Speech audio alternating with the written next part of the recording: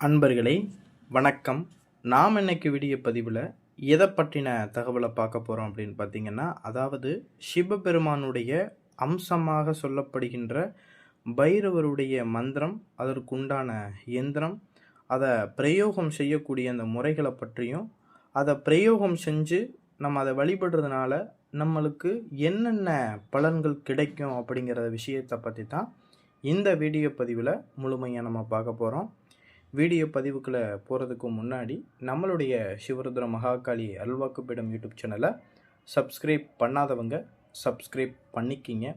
அதாவது இந்த ஒரு எந்திரத்தை நம்ம வீட்டில் வச்சு வழிபடுவதனால என்னென்ன நன்மைகள்லாம் நம்மளுக்கு கிடைக்கும் அப்படின்னு பார்த்திங்கன்னா, ஒரு சில வீட்டுகளில் பார்த்திங்கன்னா என்ன தான் சம்பாதிச்சாலும் அந்த காசு பணம்ங்கிறது அந்த குடும்பத்தில் நிற்கிறது கிடையாது. அதே போல் அந்த குடும்பத்தில் பார்த்திங்கன்னா தொடர்ந்து இந்த மருத்துவ செலவுகள்னால் ரொம்ப உடல் ரீதியான பாதிப்புகளை ஏற்படுத்தி, அதன் ரீதியாக மருத்துவ செலவுகள் ஏற்படுத்தி விரைய செலவுகளை இங்கே ஏற்படுத்திக்கிட்டு இருக்கும். காசு பணங்களை அந்த வீட்டில் சேர்த்து வைக்கவே முடியாது. சரிங்களா? இது போல் பிரச்சனை இருக்கக்கூடியவங்களும் சரி, இல்லை தொடர்ந்து இந்த சத்ருக்கள்னால, எதிரிகள்னால நித்தம் உங்களுடைய வாழ்க்கையை வீணாக்கிக்கிட்டு இருக்கீங்க. எதிரிகள் எங்களை வாழவே விட மாட்டேன்னு சொல்கிறாங்க. எதுக்கெடுத்தாலும் இந்த செய்வனை, ஏவல், பில்லி, சூனியம் இந்த மாதிரி எங்களை வச்சு எங்கள் குடும்பத்தை வேரோடு அழிக்கிறதுக்கு நினைக்கிறாங்க. நாங்களும் இதற்காக செய்யாத பூஜைகள் இல்லை, செய்யாத பரிகாரங்கள் இல்லை, செஞ்சும் எங்களுக்கு பலன் கொடுக்கலை அப்படின்னா, இது ஒரு கடைசி வழியாக இந்த எந்திரத்தை நீங்கள் பயன்படுத்தினீங்க அப்படின்னா, காலபைரவருடைய உதவினால் நீங்கள் உங்களுடைய சகல பிரச்சனைகளுமே அந்த இடத்துல நீங்கும். சரிங்களா? இந்த எந்திரத்தை பார்த்திங்கன்னா முழு நம்பிக்கையோடு, மன உறுதிப்பாடோடு இந்த எந்திரத்தை வச்சு நீங்கள் வணங்குனீங்க அப்படின்னா, எப்பேற்பட்ட பிரச்சனைகளுமே நொடி பொழுதில் நீங்கக்கூடிய அந்த சக்தி இந்த காலபைரவருக்கு இருக்குது. காலபைரவர் சிவபெருமானுடைய அம்சமாக கருதப்படக்கூடிய தெய்வம். இந்த காலபைரவரை சிவபெருமான் எதற்காக படைச்சாங்க அப்படின்னு பார்த்திங்கன்னா, பூமியை காப்பதற்காக, துஷ்ட சக்திகளை அழிப்பதற்காக சிவபெருமானால் படைக்கப்பட்ட ஒரு தெய்வம் அப்படின்னா காலபைரவர். சரிங்களா? இந்த காலபைரவருடைய எந்திரத்தை நம்மளுடைய வீட்டில் வச்சு வணங்கும்போது நம்மளுடைய குடும்பத்தை காக்கும். சரிங்களா? சில கோவில்களில் பார்த்திங்கன்னா அந்த தொழில் வளர்ச்சியினால், மாந்திரி குறி சொல்கிறதுல தொழில் வளர்ச்சியினால் தெய்வங்கள் என்ன செஞ்சிருவாங்கன்னா கட்டிடுவாங்க. அந்த தெய்வங்களை கட்டிட்டாங்க அப்படின்னா அந்த குறி சொல்கிறது பூராமே ஸ்டாப் ஆக ஆரம்பிக்கும். அதுபோல் பிரச்சனைகள் உள்ளவங்கள்லாம் பார்த்திங்கன்னா இந்த காலபைரவருடைய எந்திரத்தை ஒரு 4 எந்திரம் போட்டு அந்த 4 எந்திரத்தையும் அஷ்ட திக்குலையுமே 4 திசைகள்லையுமே இந்த எந்திரத்தை உங்கள் கோயிலை சுற்றி பிதைச்சிக்கிட்டீங்க அப்படின்னா, அந்த 4 திசைகள்லையுமே பைரவர் இருந்து கோவிலை காக்க ஆரம்பிச்சிருவார். அந்த தெய்வத்தையும் எந்த ஒரு மாந்திரிக விஷயங்களால் கட்டுப்படுத்தாத வரைக்கும் காத்து ரசிச்சுக்கிறோம். சரிங்களா? இது போல் விஷயங்கள்லாம் பார்த்திங்கன்னா ஓலைச்சுவடியில் அற்புதமாக சொல்லப்பட்டிருக்கு.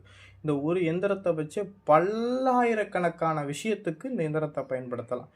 நான் சொல்லியிருக்கிறது பார்த்திங்கன்னா ஒரு 20% தான். சரிங்களா? இது எவ்வளவு விஷயங்களுக்கு இதை பயன்படுத்தலாம் அப்படின்னா, தெய்வங்களை பாதுகாக்கிறதுக்கு, தெய்வங்கள் மாந்திரீக கட்டில் அகப்பற்றாமல் இருக்கிறதுக்காகவும் இந்த சக்கரத்தை பயன்படுத்தலாம். அதே போல் எதிரிகள் தொடர்ந்து செய்வனை செஞ்சுக்கிட்டு இருக்காங்க அப்படின்னா, அந்த எந்திரத்தை பார்த்திங்கன்னா 4 எந்திரம் வரைஞ்சி அந்த எந்திரத்தை வீட்டை சுற்றி கட்டிக்கிட்டோம் அப்படின்னா, வீட்டை சுற்றி 4 திசையில் கட்டிக்கிட்டோம்னாலும் நம்ம வீட்டை பாதுகாப்பாக வச்சுருப்போம். சரிங்களா? அதே போல் தீராத அந்த ஏவல் பிரச்சனையினால் ஒவ்வொருத்தவங்களுடைய உடல் ரீதியான பிரச்சனைகளில் கையாண்டுக்கிட்டு வருவாங்க.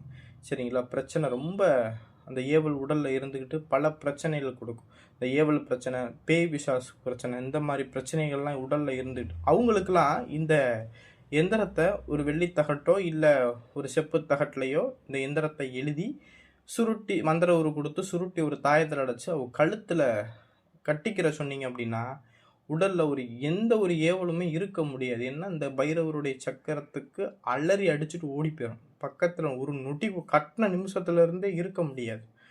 அந்த மாதிரி விஷயத்துக்கும் பயன்படுத்தலாம். சரி, இந்த சக்கரத்தை நாம் எப்படி எழுதுறது அப்படின்னு பார்த்திங்கன்னா, இந்த சக்கரத்தை பார்த்திங்கன்னா நான் ஸ்க்ரீனில் கொடுத்துக்கூடிய இந்த சக்கரத்தை ராகு காலத்தில் எழுதுங்க. சரிங்களா? சனிக்கிழமை ராகு காலத்தில் எழுதலாம், இல்லைன்னா ஞாயிற்றுக்கிழமை ராகு காலத்தில் எழுதலாம், இல்லைன்னா செவ்வாய்க்கிழமை ராகு காலத்தில் இந்த எந்திரத்தை எழுதணும். இப்படி எந்திரத்தை எழுதிட்டு அந்த எந்திரத்துக்கு மஞ்சள் குங்குமத்தினால் அபிஷேகம் பண்ணி ஒரு எலுமிச்சம்பழம் பலி கொடுத்து அந்த எந்திரத்தை தொடச்சி விபூதி வச்சு தொடச்சி சுத்தி பண்ணிக்கங்க. சுத்தி பண்ண பிறகு ஒரு மஞ்சள் குங்குமம் அந்த எந்திரத்துடைய மையப்பகுதியில் வச்சிருங்க. சரிங்களா? வசிய மை இருந்துச்சு அப்படின்னா வசிய மை அந்த எந்திரத்துக்கு நீங்கள் வைக்கலாம். எதற்காக வசிய மை வைக்கிறீங்க அப்படின்னா கூடுதல் பலன் தர்றதுக்காக அந்த வசிய மை வைக்கிறது. சரிங்களா? இப்போ ஒரு வீட்டை உதாரணத்துக்கு பார்த்தீங்கன்னா ஒரு வீட்டை கட்டுறதுக்கு 2 கொத்தனார் ஒரு வீட்டை கட்டுறாரு அப்படின்னா அந்த வீட்டை கட்டி முடிக்கிறதுக்கு 6 மாத காலங்கள் ஆகும்.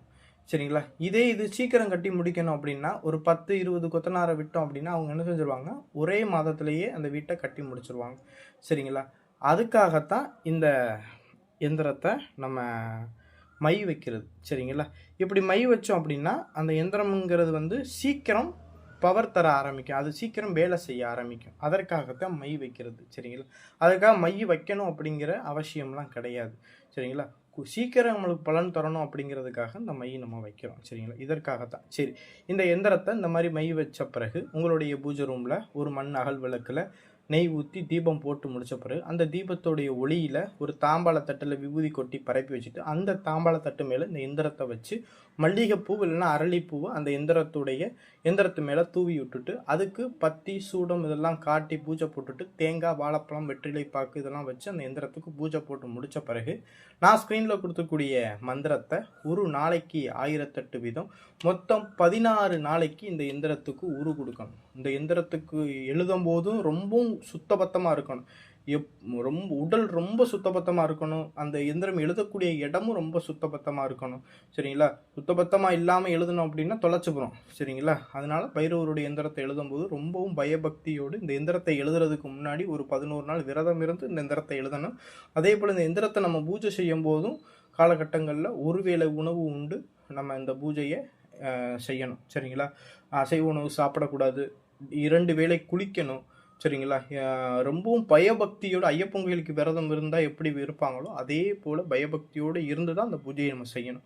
பூஜை செஞ்சு முடித்த பிறகு அந்த எந்திரத்தை உங்களுடைய பூஜை ரூமில் வட கிழக்கு திசையில் இந்த எந்திரத்தை வச்சு நீங்கள் என்ன செய்யலாம், வழிபட ஆரம்பிச்சிங்க அப்படின்னா துஷ்ட சக்திகள் எதுவும் அண்டாது. அதே போல் வீட்டை சுற்றியும் நம்ம 4 திசைகளையும் கட்டிக்கிறலாம். கோவில் வச்சுருக்கக்கூடியவங்க கோவிலை சுற்றி அஷ்ட திக்குலையுமே கட்டிக்கலாம், இல்லைன்னா புதைச்சிக்கிறலாம். சரிங்களா? இது போல் இந்த விஷயங்களை பண்ணணும் அப்படின்னா எப்பேற்பட்ட கஷ்டங்களில் இருந்தும் பிரச்சனைகள் இருந்தும் நம்மளால் மீண்டு வர முடியும். சரிங்களா?